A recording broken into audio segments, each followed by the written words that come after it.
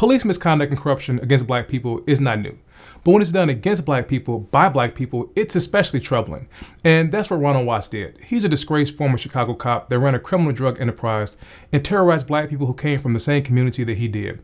In many ways, he's like the Alonzo Harris character that Denzel Washington played in the movie Training Day. He thought he was untouchable because his victims were black, and he figured that no one cared or even dared to try to stop him, until the FBI did. Ronald Watts grew up in public housing. This is interesting because he preyed on the same black people in public housing that he grew up with. He joined the Army in 1983 and worked as a military police officer. He left the Army and eventually joined the Chicago Police Department in 1994. He patrolled what is known as the South Side. This was the part of the city where most black people escaped to after fleeing the South and migrating to the North during the Second Great Migration. They escaped segregation and racial terror, only to find a new and more insidious form in the North. By the time Watts arrived to patrol the streets, long gone were the days of black commerce.